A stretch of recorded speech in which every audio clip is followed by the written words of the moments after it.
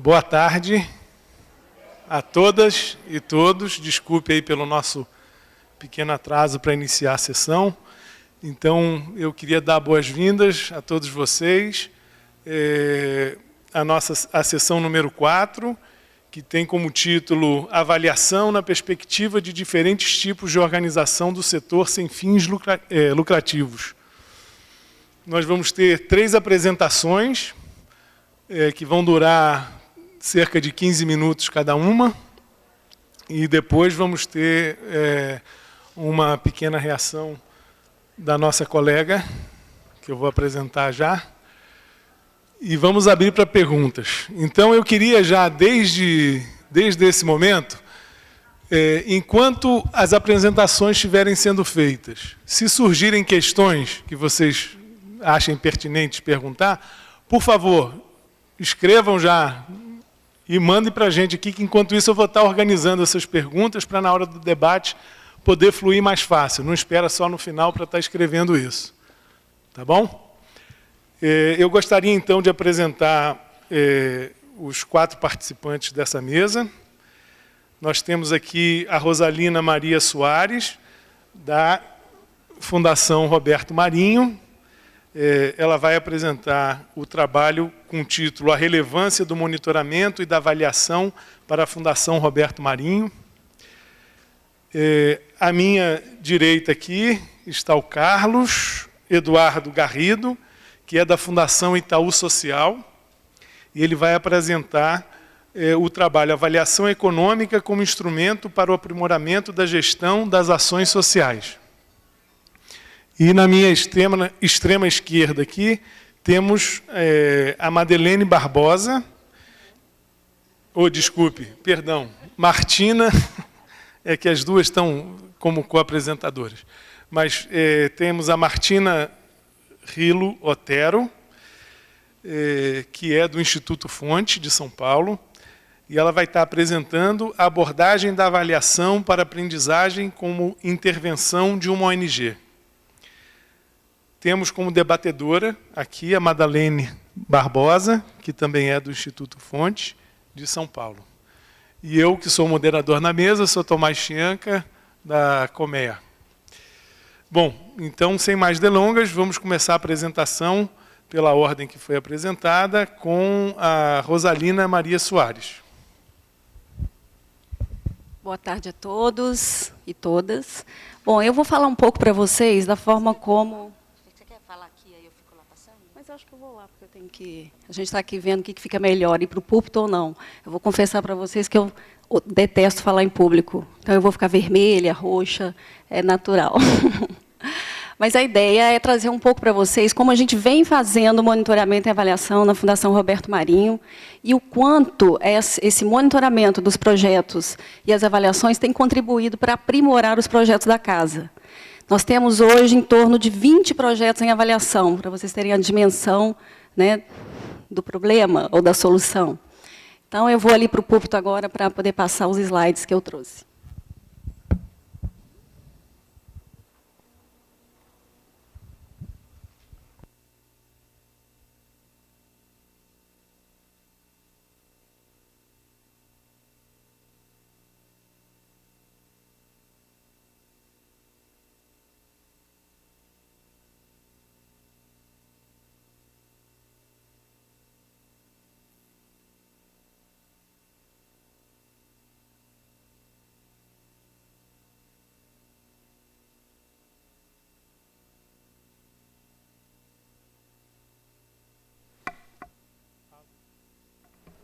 Alô? Aê!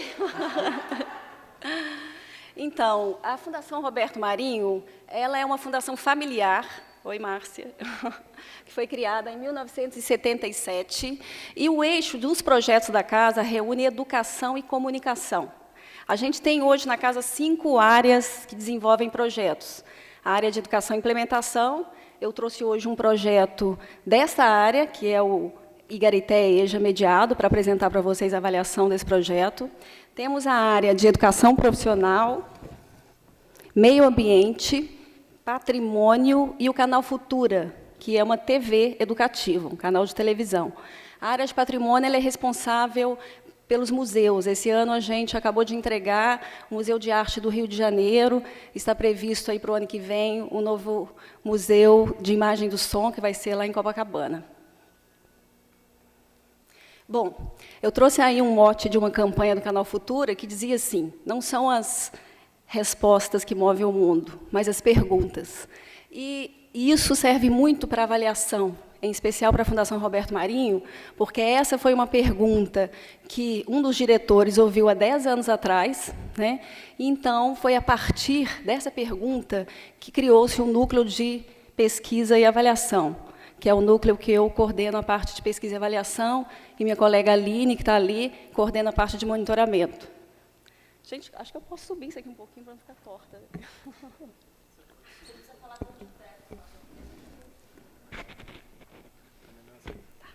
Obrigada. Bom, e para que a gente avalia? Bom, primeiro, para buscar a relevância dos projetos para todos os stakeholders com os quais a gente dialoga. Vocês viram que a gente tem 5 diferentes áreas muito diferentes, que, todavia, trabalham com o eixo Educação e Comunicação, que é o ponto em comum de todas essas áreas. Fora essa questão, a Fundação Roberto Marinho tem muitos parceiros e atua no Brasil todo. Então, a gente encontrar um pouco da relevância dos projetos é fundamental para todos nós e para todos os nossos parceiros. Também, logicamente, para aprimorar os projetos. Todos os projetos podem ser aprimorados e o monitoramento e avaliação tem sido muito usado na casa com essa finalidade.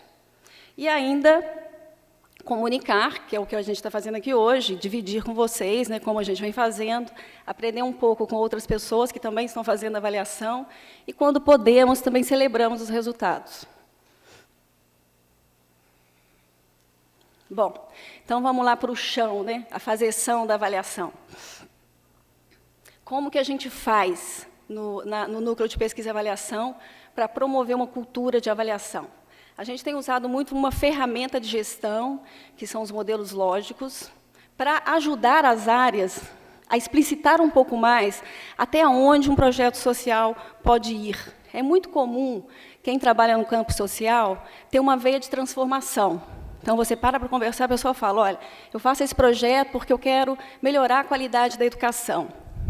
E quando a gente começa a conversar um pouco mais e listar o que tem nesse projeto, eu faço a formação de professores, eu converso um pouco com os diretores, aí você começa a ver as atividades do projeto e começa, então, a gente brinca na Fundação que essas reuniões para a construção de modelos lógicos, elas são, na verdade, umas sessões de terapia, porque é um momento da gente entender a fundo até onde aquele projeto, de fato, consegue entregar. Então, quando começa a gente fazer esse exercício lógico de reflexão... Obrigada, Tomás. Vocês veem aí que eu estou tremendo, mas é normal. Quando a gente começa a fazer esse exercício lógico, o que a gente percebe é que, muitas vezes, o projeto tem meia dúzia de atividades que não dão conta daquilo que as pessoas têm expectativa de alcançar. Então, é o momento da gente alinhar as expectativas e, se de fato quisermos alcançar um pouco mais, né, fazer uma transformação social mais intensa, é preciso que o próprio projeto se modifique. Então, é um momento muito tenso, mas também muito necessário. E o que era muito comum lá na Fundação, a gente tem aquela coluna ali de bens ou serviços, que muitas vezes as pessoas confundiam como resultado. Então, falava: olha, meu projeto forma 2.000 professores, esse é o resultado do projeto.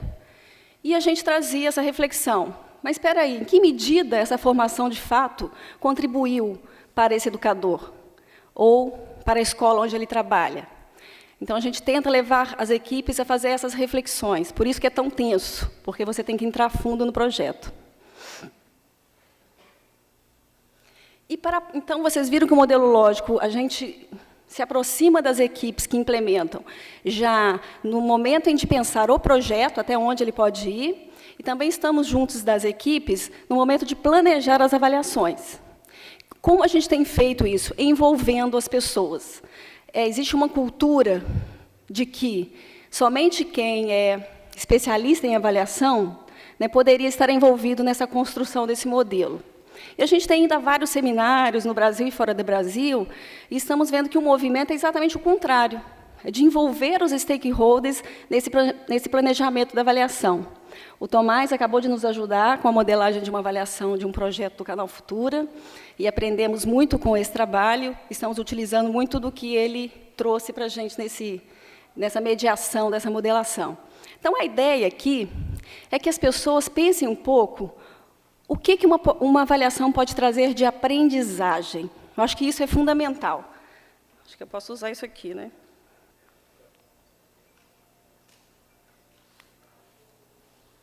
Então, isso aqui é muito importante, porque também numa cultura de avaliação, essa cultura de avaliação é muito presente nas organizações do terceiro setor, como se a avaliação fosse algo que estivesse vigiando o passo das pessoas. Então, a gente tem tentado mostrar o seguinte: uma avaliação pode trazer aprendizados, e para isso, então, ela precisa interessar e ser planejada por todos os envolvidos no projeto. Até o momento, a gente consegue envolver as equipes internas da Fundação Roberto Marinho. Não chegamos ainda a envolver beneficiários. Tá?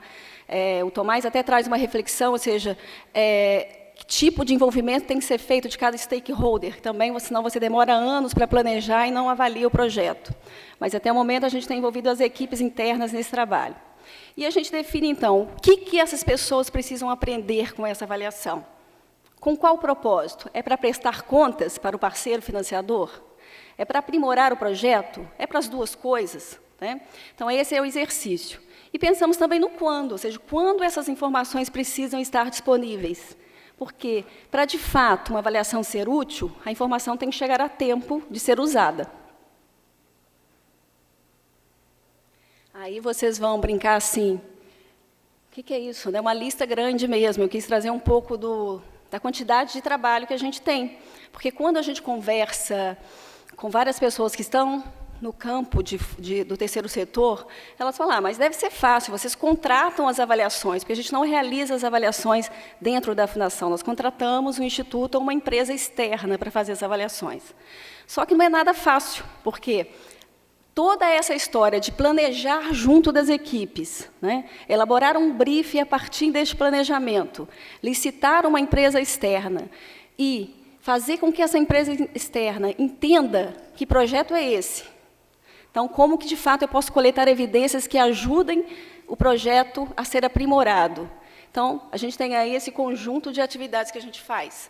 Desde aproximar o avaliador com o monitoramento do projeto, com o próprio projeto, com as informações de monitoramento, né, fazendo reuniões, reflexões sobre esses dados.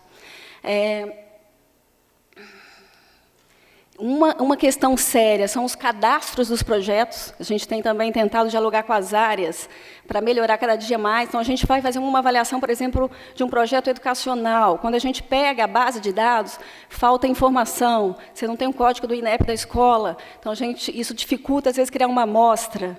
Aí, muitas vezes, a gente tem que trabalhar com o universo, que fica uma avaliação muito mais cara. Ou, quando faz uma amostra, podemos perdê-la. Então, também é um trabalho que a gente tem, né, dedicado algum tempo.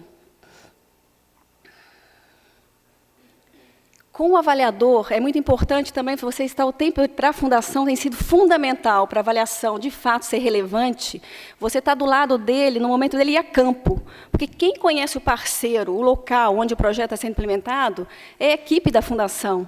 Portanto, ou seja, informar sobre o que está acontecendo, que avaliação é essa, com qual propósito ela está sendo realizada, conseguir uma autorização, onde as pessoas entendam por que é preciso fazer, por exemplo, um grupo focal com alunos. Tudo isso a gente está junto, sempre junto do avaliador. Estamos juntos também na hora de construir os instrumentos. Na maioria das vezes, eu posso contar na mão, momentos que foram diferentes, a gente recebe instrumentos que avaliaria tudo, menos o projeto. Então, a gente tem que estar junto. Olha, por que essa pergunta? Ela não cabe. A gente, olha, vamos ver lá o planejamento, a evidência seria essa, e a pergunta está indo para o outro lado. Então, muito do juízo de valor do avaliador, antes dele conhecer o projeto, vem nos instrumentos, e a gente tem tentado, então, construir isso junto com eles. Lógico que eles têm autonomia, se de fato falar, essa pergunta é necessária. A gente não pode retirar, mas muitas vezes eles concordam que a pergunta não traria as informações que a gente precisa, que a gente gostaria que a avaliação nos ajudasse a entender sobre o projeto. E depois vem o tal do relatório. Nós recebemos, no ano passado, o relatório de uma avaliação que ele tinha simplesmente 500 páginas. Então, e era um relatório muito denso, porque você lia e falava de, meu Deus, cadê as questões? Como que eu consigo achar aqui a informação que eu preciso? Então, foi uma luta muito grande do Núcleo de Pesquisa e de Avaliação, tentar interpretar as informações e fazer uma síntese junto com o avaliador, para que, de fato, os gestores tivessem um documento que os ajudasse a tomar decisões. Então, isso é muito comum, é raro ter um avaliador que consiga entregar um bom relatório e as informações em poucas páginas. Geralmente, os relatórios não têm chegado em nossas mãos com menos de 150 páginas. E depois que chega a esses resultados, é muito importante, tem sido muito importante também um cuidado com as equipes, porque muitas vezes a gente tem indicadores bem avaliados, mas outros que não são bem avaliados. E a primeira reação das pessoas é querer jogar a água com o bebê fora. Então, a gente tem que cuidar das equipes, olha, vamos refletir, vamos pensar, vamos também fazer uma avaliação da avaliação. Será que não foi legal? Será que realmente teve um erro? É isso? Se não, vamos também acolher esse resultado e ver como que a gente pode usar para melhorar o projeto. Então, não é pouquinha coisa, não. Bom, eu trouxe um caso aqui, que é um caso do projeto que chama Igarité-EJA. Ele está sendo implementado no estado do Amazonas. Começamos uma parceria com o estado no ensino regular. E desde 2012, não é, Flávia? Com a educação de jovens e adultos? 2009? Isso. Isso. Eu trouxe um vídeo, mas não vai dar tempo, porque cada um só tem 15 minutos aqui para fala, para vocês entenderem um pouco do contexto. Mas vocês imaginem que é um projeto implementado no Amazonas, em que muitas vezes você tem comunidades muito distantes e que um professor ou um aluno tem que andar, por exemplo, 15 horas dentro de um barquinho para chegar numa sala de aula. Então, já mostrei aí onde, no Amazonas, o para quê, né, esse projeto acontece, para oferecer adultos a oportunidade de concluir com qualidade a primeira etapa do ensino fundamental, é segundo, terceiro, quarto e quinto ano, não é alfabetização, tá? É continuidade, né, da alfabetização. A parceria com a Secretaria de Estado, né, do Amazonas. E o desafio, tem mais de um, são desafios, né? A distância das comunidades, como eu falei, a escassez de professor especialista. Então, você tem isso muito presente no Brasil, como todo, a gente vê isso no ensino de matemática. No Amazonas, isso acontece em praticamente todas as áreas. E também o fato de existir muitas comunidades indígenas de diferentes etnias. Então, é uma diversidade humana gigante dentro de um contexto, né, de uma natureza abundante. As estratégias que a gente tem usado nesse projeto, uma delas é uma estratégia do governo de estado, que a gente está aproveitando, que é o Centro de Mídias de Educação do Amazonas. O que significa isso? O estado do Amazonas, hoje, ele conseguiu levar a internet a toda e qualquer comunidade. Lógico que ela tem problemas, né? Quando cai uma chuva forte, o sinal cai. Qualquer fenômeno da natureza acaba interferindo aí no sinal. Mas em todas as escolas existe a internet. E tem, em Manaus, um centro de mídias, onde fica um professor. Todos os professores passam por uma formação durante a implementação do projeto, inclusive esse professor de centro de mídias, que interage com o professor que está na sala de aula e os alunos. Então, a gente tem interação diária desse professor do centro de mídia com os demais professores que estão espalhados lá pelo estado.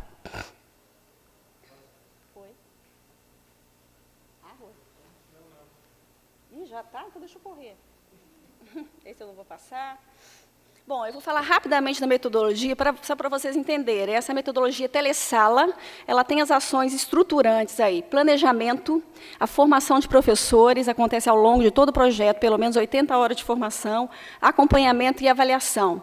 E na sala de aula, os alunos têm a oportunidade de passar por diversos grupos, onde ele pode aprender a socializar, a fazer síntese, avaliar. E a aula ela é muito focada na construção coletiva do conhecimento. Eu não vou detalhar para a gente poder chegar na avaliação do projeto.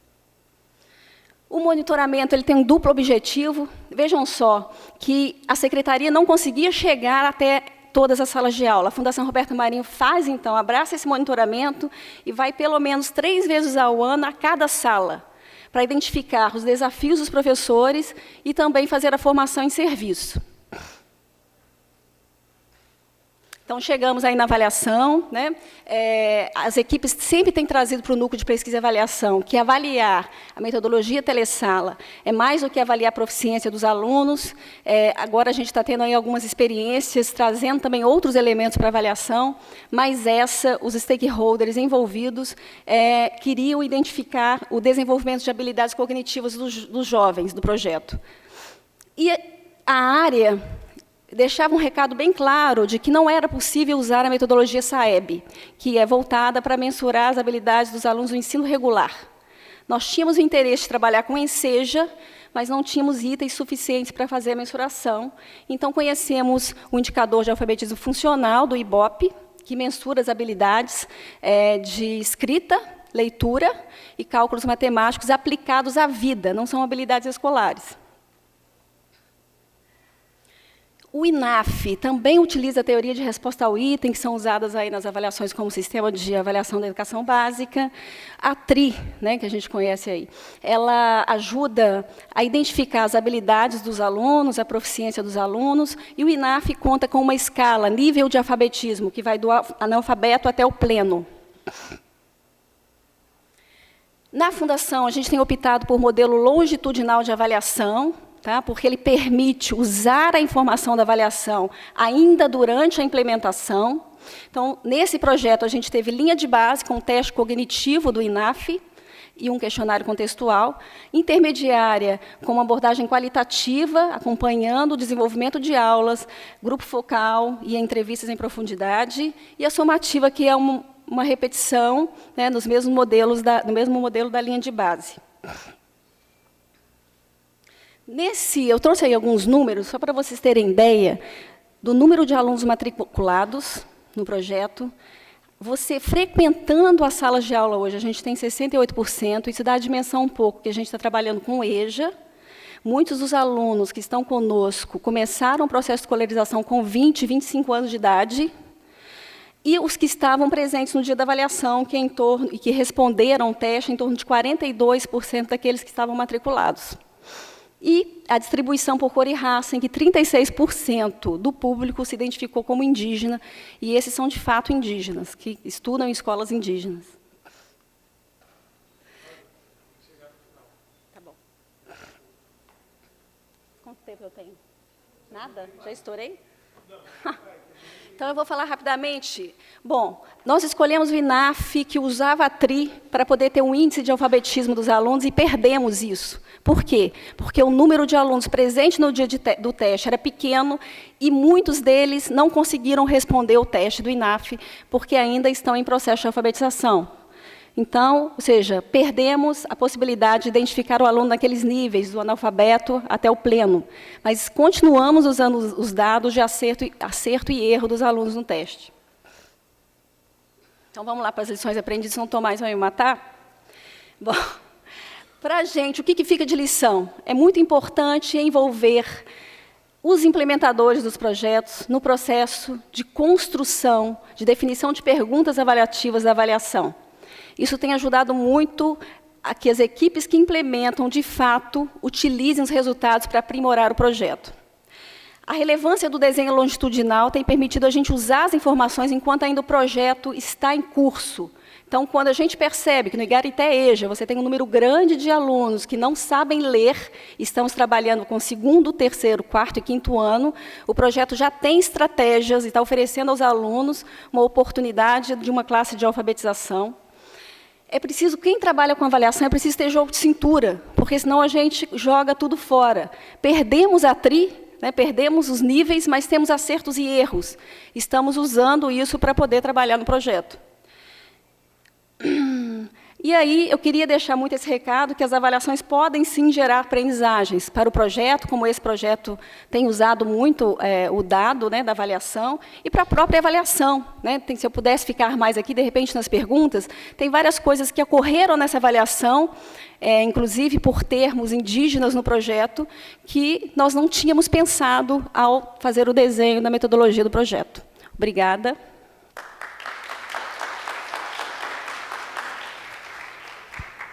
Muito obrigado, Rosa. Carlos, o palco é seu. Boa tarde. Está dando para ouvir? Tá, né? Bom, boa tarde a todos. Eu agradeço aqui em nome de toda a Fundação o convite aos organizadores aqui do encontro, da Rede Brasileira, e também reafirmo um pouco aqui que é um prazer e um privilégio estar com os parceiros aqui que a gente tem ficado junto, falando sobre temas de avaliação, né? Então, o Fonte, a Roberto Marinho, o Tomás. E acho que o propósito aqui hoje é eu apresentar um pouco o que a gente tem feito lá na Fundação sobre esse tema, sobre avaliação, e compartilhar um pouco com todo mundo aqui. Vou falar daqui que eu vou passando a apresentação.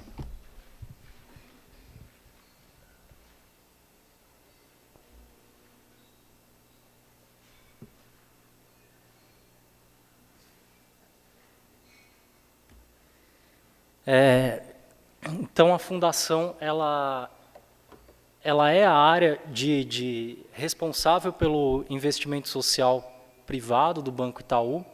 Eu quis trazer essa tela aqui um pouco, até em função do nome dessa mesa aqui, cada fundação, na sua perspectiva, como trata o tema da avaliação. Então, como a Rosa colocou, uma fundação de origem familiar, um Instituto Fonte, e a Fundação Itaú Social, uma fundação empresarial.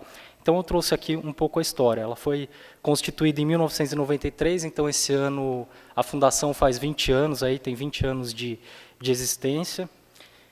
Aqui eu trouxe um pouco a estrutura de governança, quer dizer, um pedaço da estrutura de governança, que é a comissão executiva e o grupo orientador, que mais ou menos deve ser comum aí nas organizações ou de alguma outra forma, ou com alguma outra estrutura, e daqui a pouco vai ficar mais claro por que eu estou trazendo isso.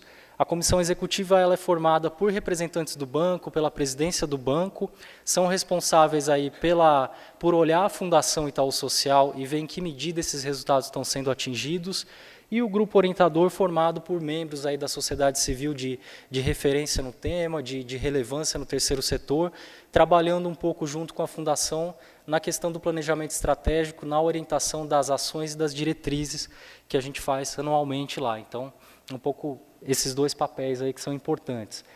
Trouxe isso um pouco pelo que eu falo aqui embaixo, que é foco em resultado. Então, tudo que a gente vai falar sobre avaliação está muito junto, está muito caminhando junto com o que a gente tem de valor na organização e com a estrutura que faz ela funcionar. Né? Então, falar em objetividade, mensuração, instrumentos e métodos, a gente vai ver isso refletido lá na frente nos conceitos de avaliação que a gente tem. E que eu acredito que seja, na verdade, comum para todas as organizações e para todo o tema da avaliação. São coisas que a gente busca, mas que, por um lado, também é muito influenciado pelos valores e pela cultura da organização. Essa questão da busca de método, estrutura, uma coisa mais objetiva, acho que vem um pouco daí. Não que a gente não faça uso e também goste muito dos demais métodos. Aqui, colocando um pouco a forma como a gente atua, são os 4 eixos que a gente atua e a missão da Fundação Itaú Social, que é formular, implantar e disseminar metodologias voltadas para a melhoria de políticas públicas na área educacional e para a avaliação de projetos. Então, a avaliação de projetos aqui refletida na própria missão da Fundação, educação integral e gestão educacional como os 2 grandes temas aí que foram escolhidos para trabalhar no escopo técnico de ação da Fundação, a avaliação de projetos como uma ação transversal a todos os projetos que a gente faz, a gente avalia os próprios projetos e projetos de parceiros, e a mobilização social aqui também como uma ação transversal que dá suporte. Então, por avaliação, a gente tem o seguinte conceito aqui, ela é um importante instrumento para a gestão, como eu falei, refletido na própria missão. A questão, então, da verificação dos resultados, ela permeia todas as escolhas internas que a gente faz. Então, cada escolha que a Fundação tem, cada eixo de atuação e cada iniciativa, ela é muito permeada pelas perguntas aonde eu vou chegar, o que eu quero com isso e, principalmente, quais transformações eu quero gerar. Então, tudo isso vem muito antes das escolhas, então é o que permeia aí. Quando a gente fala, eu trouxe um pouco esse esquema aqui, não sei se ficou muito claro, mas foi o que eu tentei esquematizar. Para o paradigma do investimento social, que é o que pauta o recurso da Fundação, ele olha para 2 aspectos, um que é resultado e um que é retorno. Então, todas as ações e investimentos, elas têm um pouco desse olhar, resultado e retorno. Para o resultado, a gente busca o impacto das ações e para o retorno, a gente busca a eficiência dos recursos. Tudo bem até aqui? Não sei se eu estou antecipando, tá? Então tá bom. A questão metodológica, que eu vou entrar na questão metodológica, que é a avaliação econômica de projetos sociais. A gente teve uma sessão agora há pouco, que também estava participando a Clarissa, que trabalha no Banco Itaú com a questão da avaliação, foi uma sessão anterior, agora na parte da manhã, e veio uma pergunta muito boa, por que avaliação econômica? E voltando do almoço, a gente discutia isso, né? Que nome é esse? Econômica por quê?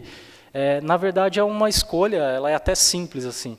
A avaliação econômica, ela é composta aqui por duas partes, a avaliação de impacto e a avaliação de retorno econômico.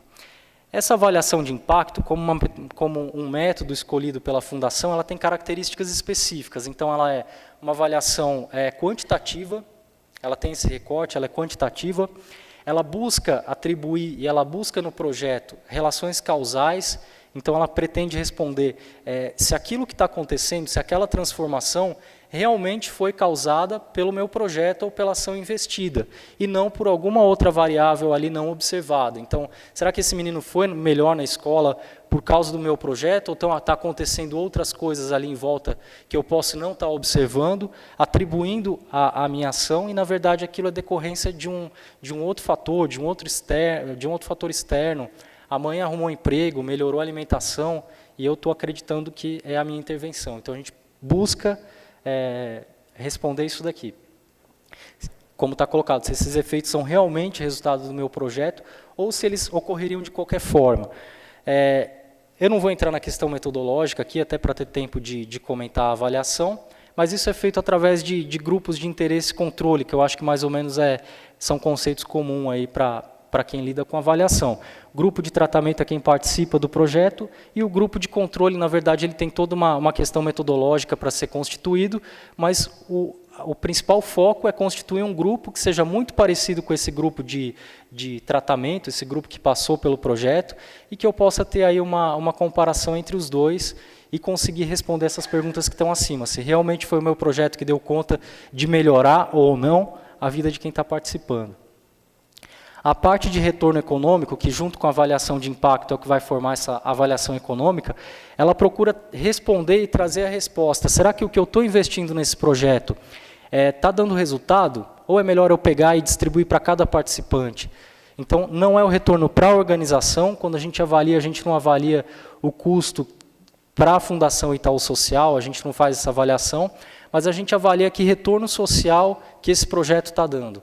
Então, pegando aí o exemplo da escolaridade, que é um exemplo mais fácil de entender, saber se o avanço, a conclusão de anos de estudo, quanto isso traz de renda para essas pessoas e quantas pessoas foram atingidas por esse projeto.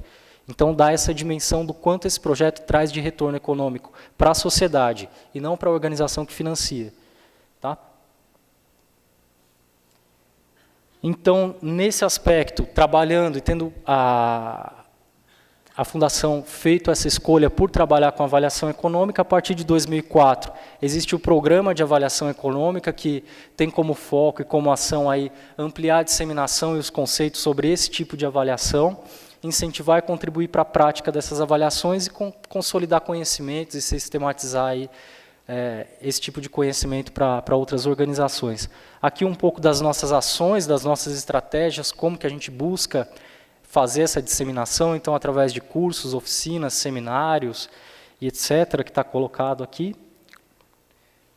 Não vou falar muito. E aí eu vou colocar o seguinte, desde 2005, uma das estratégias que eu mostrei aqui é fazer um curso de avaliação econômica, passar para as organizações, né? Então, na medida que a Fundação reconhece que a avaliação é um valor e que ela agrega resultado, e que isso permeia as escolhas da Fundação, a gente também quer oferecer isso para fora, para as outras organizações. Então, a partir de 2005, a gente tem um curso estruturado para gestores de projetos sociais e para gestores governamentais também, sobre avaliação econômica, para aprender sobre essa técnica. Esse curso tem 72 horas, tinha 72 horas de duração, no formato que a avaliação foi feita, né? Contextualizando um pouco aqui, a gente fez uma avaliação do curso de avaliação econômica que a gente oferece. Isso é o que eu estou apresentando aqui.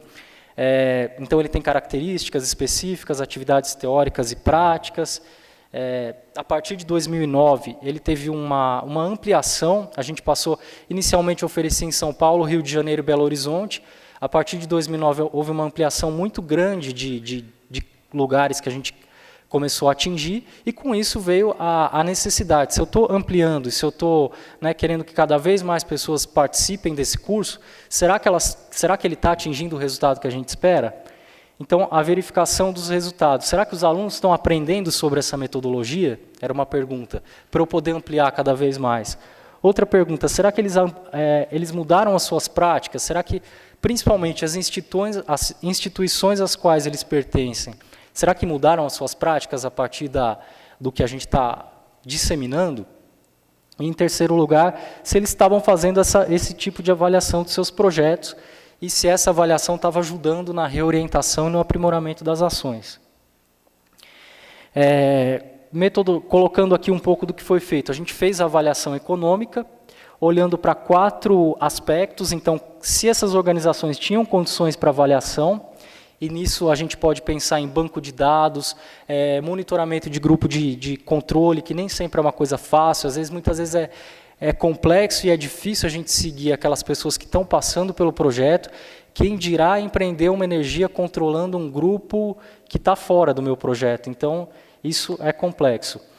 Então, se o curso de avaliação tinha alguma influência sobre a gestão de projetos nas organizações, então esses, como os 4 resultados esperados aqui, condições para avaliação, prática, gestão de projeto e se elas usavam efetivamente, e como impactos que poderiam ir para além dessa prática, como eu coloquei lá, a avaliação econômica ela tem um pouco dessa característica de trazer os objetivos que você está esperando, mas também muitas vezes você acaba descobrindo efeitos intencionais e não intencionais que podem ser bons ou não. Então, esses aqui a gente ficou de olho também. Os insumos, os aspectos de gestão e o planejamento. Depois dessa avaliação feita, que eu mostro os resultados já já, ela deu conta de uma parte das coisas que a gente queria saber. Então, ela deu conta de algumas respostas e a gente resolveu aprofundar. Na verdade, o projeto não teve impacto nenhum, não demonstrou impacto em nenhum dos indicadores. As organizações não estavam fazendo... Tem gente me olhando assim, mas é verdade. As organizações não estavam fazendo a avaliação que a gente ensinava. A avaliação de impacto não achou impacto nas práticas de gestão, né? Então, todos aqueles indicadores não tiveram resultado. E a gente foi aprofundar, queria entender o porquê. Então, dentro das limitações e alcances, ela trouxe um resultado muito objetivo, mas ela não deu conta de explicar o porquê. Daí veio uma avaliação qualitativa que deu uma explicada um pouco no porquê. Eu trouxe essa segunda frase aqui, eu vou ler rapidamente, que acho que ela interessa mais. Diferentes tipos de avaliação estão diretamente ligados ao momento em que são realizadas, né, antes, durante ou depois, ao objeto, aos objetivos desses estudos e às técnicas que empregam, pela relação que estabelece com a política ou com o projeto. Então, embasando um pouco aqui esses 2 aspectos da avaliação. Aqui é uma parte metodológica, como eu coloquei, foram feitos nesses 3 locais. O grupo de tratamento tinha 547 pessoas que passaram pelos cursos, que foram aí entrevistadas, com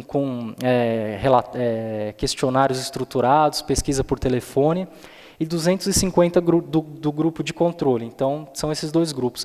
Esse grupo de controle, na verdade, ele foi constituído a partir da lista de espera dessas praças aqui, desses locais que a gente ofereceu o curso. Então, formava uma turma, mas não conseguia atender todo mundo. Formava-se uma lista de espera e tinha o pressuposto de que essa lista de espera era muito parecida com o controle. Então, foi formado assim. As características das organizações. Terceiro setor, áreas variadas, algumas de porte maior, outras menores. O que trouxe de resultado? Não identificou impacto nos indicadores. Participar do curso... Isso não é uma despropaganda, ele funciona, mas participar do curso não está associado a uma maior prática de avaliação, no sentido que a gente colocava. Na parte do retorno econômico, as organizações atribuem valor, tanto quem participou como quem não participou, tinha aí uma média de R$ 1.900 que atribuía de valor para o curso. Isso foi uma metodologia usada também de perguntar para as pessoas, se elas tivessem que pagar, quanto que elas pagariam por esse curso?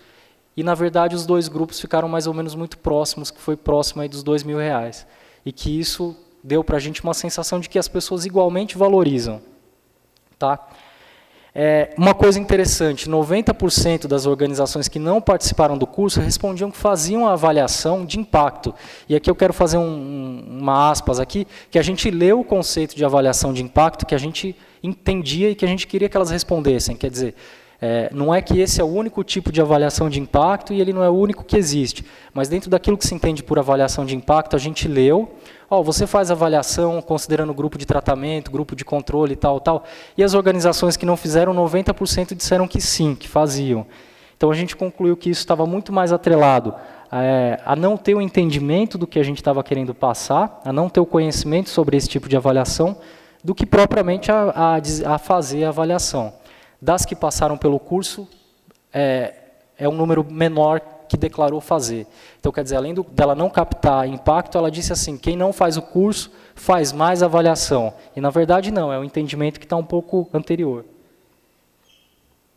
O retorno econômico aqui, como eu falei, as duas organizações com valores parecidos, 1877 e 1989. O que a gente pegou na Quali? 20 entrevistas de 1h30 cada um, com um roteiro semi-estruturado para a exploração das hipóteses, do que estava por trás, da onde que a gente deveria colocar luz naquilo que a avaliação econômica trouxe. O público-alvo aí, então, além das cidades que a gente fez também em Recife. O que os gestores trouxeram? Finaliza?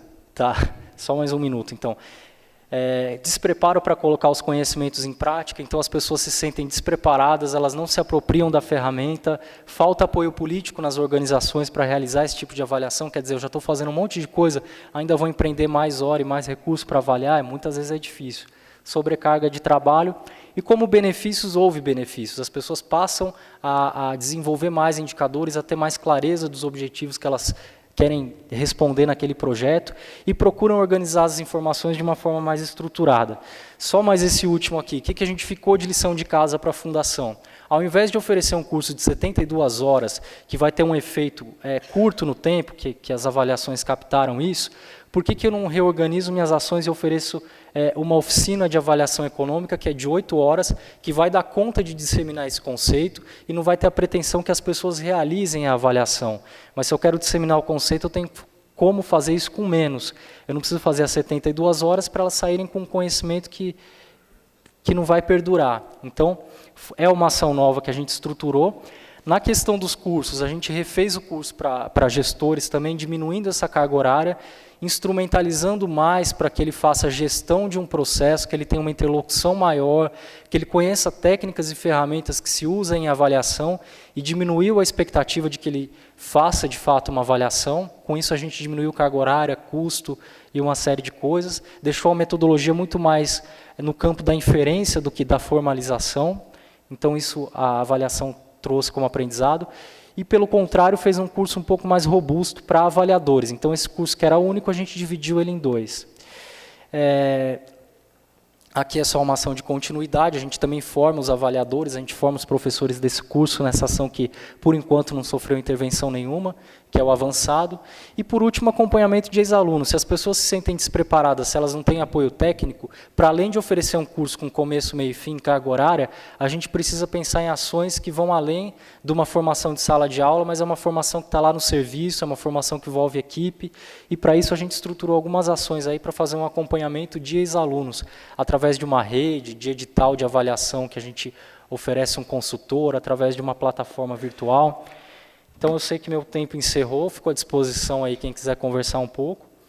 E só colocar um pouco, não vou concluir, vou deixar uma frase aí. Apesar de bilhões de dólares serem gastos todos os anos com projetos sociais, muito pouco se sabe do seu impacto sobre beneficiários e sua viabilidade econômica. Então, essa é, na verdade, uma provocação que vem para a gente, que eu faço aí para todo mundo, de entender realmente em que medida as nossas ações estão causando alguma transformação. Deu, meus 20. Obrigado.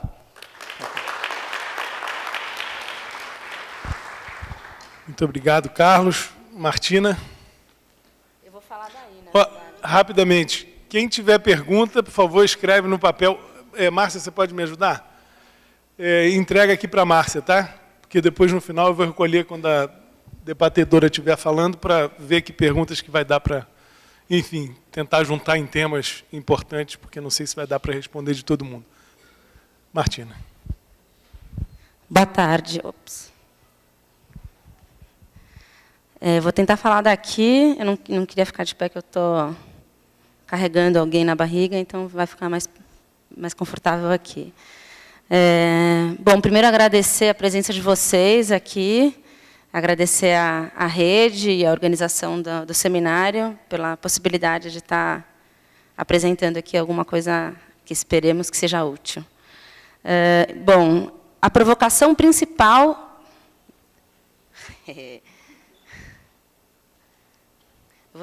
Vou tentar fazer daqui. A provocação principal da gente, né, do Fonte para essa mesa, é realmente pensar a relação entre a escolha ou a construção de uma abordagem e a identidade institucional e a identidade do sujeito que está avaliando. Então, isso porque, enfim, a avaliação ela é uma transdisciplina, a gente tem inúmeras interfaces com as inúmeras disciplinas que existem, a gente tem muitas abordagens, a gente tem um pouco alinhamento, na verdade, sobre conceitos, então tem uma diversidade muito grande, tem olhares muito grandes para a gente ficar, bom, então, qual que é a abordagem, né? O que a gente escolhe? E, para a gente, o mais importante é reconhecer de que a melhor abordagem é aquela que responde às necessidades de cada contexto, né?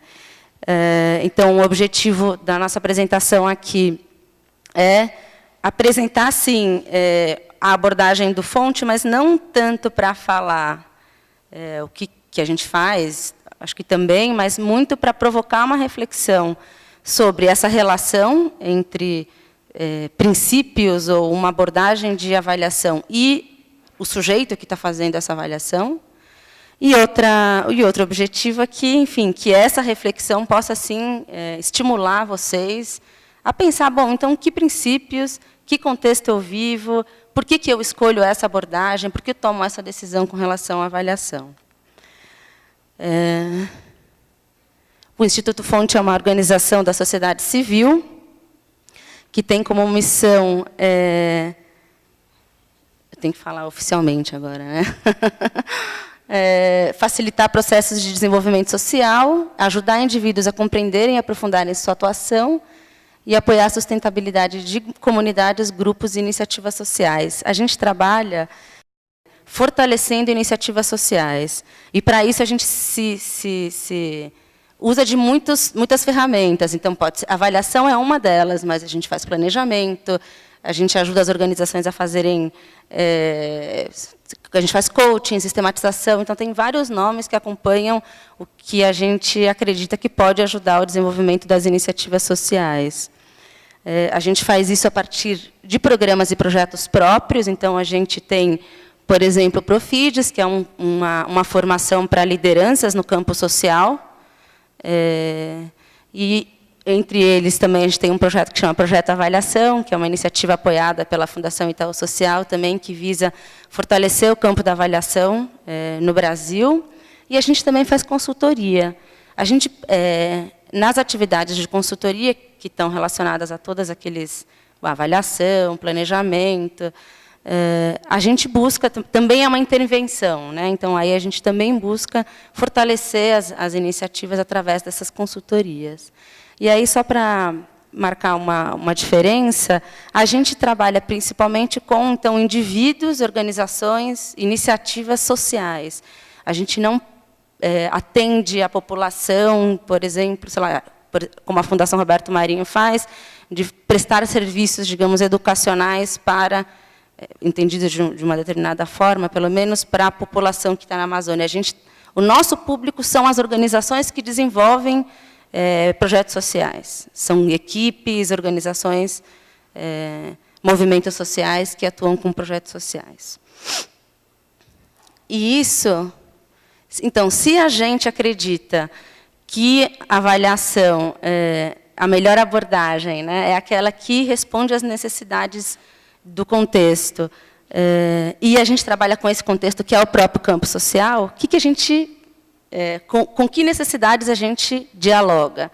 Uma é fortalecer a gestão, então, a gente acredita, sim, que no campo social as iniciativas elas serão mais bem-sucedidas na medida em que a gestão estiver fortalecida, e aí a gente entende tanto construir projetos ou ajudar a construir projetos claros nas suas intenções, claros nas suas estratégias, e também que consigam enxergar o que elas produzem no mundo, né? Então, a avaliação, acho que ela entra nessas duas pontas, né? Nesses dois eixos, né? Então, a gente acredita que a avaliação tanto pode ajudar a construir iniciativas mais claras, como também iniciativas que consigam enxergar melhor os próprios resultados que essa iniciativa produz no mundo, né? E outra necessidade que a gente enxerga, e acho que isso é muito da natureza do fonte, é o que eu chamei aí de apropriação. Então, a gente acredita que, se você trabalha na área social, se você está trabalhando com desenvolvimento social, uma premissa é que as equipes, os indivíduos e as organizações se vejam em desenvolvimento. Então, uma organização ela não vai promover desenvolvimento se ela está estacionada, digamos assim, se ela não está lidando com as suas próprias questões de desenvolvimento. Então, a nossa abordagem, digamos, de avaliação vai responder também a essa necessidade que a gente vê no campo social, de que as iniciativas se apropriem do seu próprio desenvolvimento. Para falar, então, um pouco da nossa abordagem em avaliação, especificamente, eu vou fazer o contrário. Primeiro, eu vou falar de um exemplo. Então, vou apresentar aqui rapidamente um caso de avaliação que a gente realizou, partindo desse ciclo, né? Então, pensando o processo de avaliação, começando pela contextualização, né? Então, quando uma avaliação ela vai começar, ela precisa se contextualizar, entender onde ela está entrando, que projeto é aquele, que iniciativa é aquela, e uma série de perguntas que são trabalhadas nesse momento da contextualização, da avaliação na iniciativa, no projeto. Depois, a construção do foco, que a gente entende basicamente como a construção de perguntas e de critérios de avaliação, a investigação propriamente dita e a análise e discussão das informações. Enfim, a gente vai falar em cima desse ciclo. E acho que aí tem talvez uma premissa importante de que, para a gente, a avaliação não é sinônimo de investigação. Então, a avaliação é um processo maior do que a investigação propriamente dita, né? Então, a investigação é um pedaço da avaliação, né? E responde a uma das necessidades de uma avaliação. Tem outros pedaços da avaliação que respondem a outras necessidades, né? Bom, depois eu vou apresentar um caso de avaliação que a gente fez e depois tentar extrair, então, alguns princípios de atuação que dá para perceber na nossa prática a partir desse caso. Então, a gente está falando, diferente da Fundação Roberto Marinho e da Fundação Itaú Social, a gente está falando da avaliação de outro, né, um projeto que não é do Fonte. Nesse caso, foi uma consultoria contratada, então, pelo Instituto Sou da Paz, para a gente ajudá-los a fazer uma avaliação de um dos projetos dele. Então, o Instituto Sou da Paz é uma organização que acho que a maioria de vocês deve conhecer, trabalha com questões de prevenção de violência, especificamente ou bem fortemente com a questão do desarmamento, trabalha com mobilização da sociedade e também com ações dentro do Estado, da polícia, e trabalha com implementação e difusão de práticas inovadoras. Então, o projeto específico que a gente se envolveu na avaliação é esse plano de controle de armas da cidade de São Paulo, que visava melhorar a gestão no controle de armas e munições no município de São Paulo. Então, tinha um recorte territorial municipal, o que, para projetos de segurança, é inovador, né? Normalmente, a gente fala do Estado, por causa das polícias, mas, enfim, tinha esse recorte municipal. Tinha também o objetivo de contribuir para a qualidade e transparência das informações sobre o controle de armas e munições. Então, para quem trabalha na área de segurança, sabe que as informações, a disponibilidade de informações relacionadas com segurança pública é um desafio, então não tem muita informação, as informações não têm sistematicidade de entrega, então eles também o plano tinha como objetivo também trabalhar isso e reduzir estoques de armas de fogo e munições na cidade para diminuir o risco desses estoques de armas irem parar em qualquer lugar que não fosse a destruição delas mesmas. E, como objetivo central, né, era contribuir para a redução das armas em circulação e da taxa de homicídios na cidade de São Paulo. O projeto ele trabalhava em 2 eixos, basicamente. Ele trabalha, aliás, né? Ele trabalhou a constituição de um comitê de controle de armas e desarmamento e um grupo de sensibilização. No caso do comitê, ele era um grupo que foi instituído dentro da gestão pública e também com participação de ONGs, de instituições e órgãos e organizações da sociedade civil que se envolviam, que tinham relação com a questão do controle de armas. Então, desde o Exército, Polícia Federal, Polícia Militar, Polícia Civil, GCM, então tinha representantes todos esses órgãos para discutir um plano, elaborar ações e implementar ações em torno dessa questão do controle de armas. Vou dar uma acelerada, estou com medo já. Então, sério mesmo? Tá. A contextualização da avaliação. Então, eu vou descrever só um pouco como é que foi naqueles 4 eixos. Ai, que nervoso. Então, na contextualização, o projeto estava terminando, a participação do Instituto Sou da Paz estava terminando, então a avaliação se inseria nesse contexto. A gente ia ter troca da gestão municipal, então tinha uma importância de fazer a avaliação naquele momento por conta disso também. Os propósitos foram acordados entre as partes no processo de avaliação, e isso foi importante porque, pela escassez de dados, a gente tinha que circunscrever bem, e pelo tempo de atuação do projeto, que tinha sido curto, a gente tinha que circunscrever bem o que a gente ia poder trazer de resultados seguros, precisos, com relação ao controle de armas e redução de taxa de homicídio naquele prazo. Então, a gente teve que acordar expectativas, né? A gente passou para o passo seguinte, que foi a construção do foco da avaliação com a equipe, também a definição de critérios, a partilha de responsabilidades. A investigação ela foi basicamente constituída por um blocão de entrevistas em profundidade com as pessoas que tinham participado do grupo, e isso era muito importante porque tinha um elemento, uma pergunta importante que tinha a ver com que inovação aquele grupo intersetorial, interinstitucional estava trazendo como experiência de gestão pública, né? Então tinha uma importância para essas entrevistas em profundidade. A gente olhou para a participação das instituições e órgãos e a gente fez uma análise de dados secundários com o que existia para poder ver alguns resultados no sentido do controle de armas no município. Tá?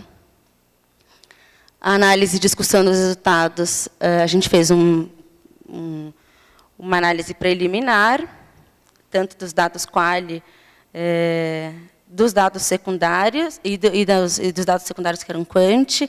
E aí a gente teve uma boa experiência de integração entre métodos, porque, apesar de serem dados diferentes, eles estavam muito confluentes, eles estavam falando no mesmo sentido, que nem sempre acontece, a gente sabe quando fala de integração de métodos.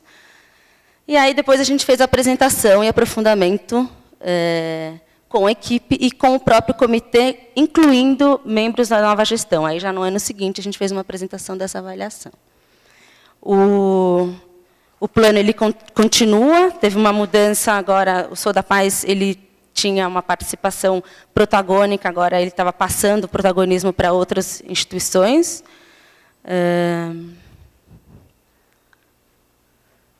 E aí, nossos princípios de atuação, acho que talvez seja o que esse exemplo dito falado, muito rapidamente, fala da nossa da nossa atuação com a avaliação, né? Então, acho que o primeiro princípio que a gente gostaria de trazer é que tem a ver, no momento da contextualização, a gente traz perguntas que tenham muito a ver com compreender a cultura de avaliação de uma iniciativa. Então, a gente nunca parte do pressuposto de que não existe avaliação numa organização, ou numa equipe, ou num projeto. A gente sempre parte do pressuposto de que o exercício de avaliar é inerente. E isso tem uma consequência importante, que é, se a gente vai fazer avaliação numa iniciativa, reconhecer que práticas existem, torna mais provável que depois a avaliação deixe possibilidades de uso. Se você entra achando que não tem nada ali, que você está instaurando uma coisa que não existe de nenhum jeito, né, é pouco provável que, de fato, depois a equipe incorpore. Então, você tem que dialogar com a cultura de avaliação existente. Outro princípio é que processos de tomada de decisão institucional acontecem a partir de outras fontes que não apenas a avaliação. Então, do mesmo jeito que existe avaliação antes, ou em outros espaços que não a avaliação formalmente estabelecida numa organização, a tomada de decisões também é feita a partir de outras fontes que não apenas a avaliação.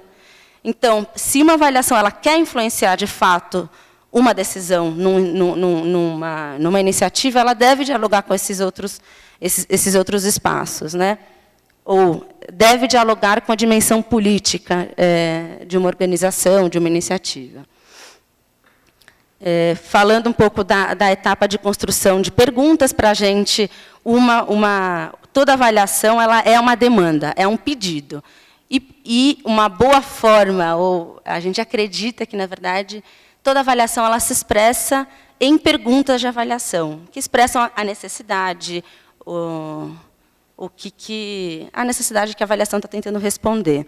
E aí, a importância do acordo em torno das perguntas de avaliação, para a gente é fundamental, porque direciona...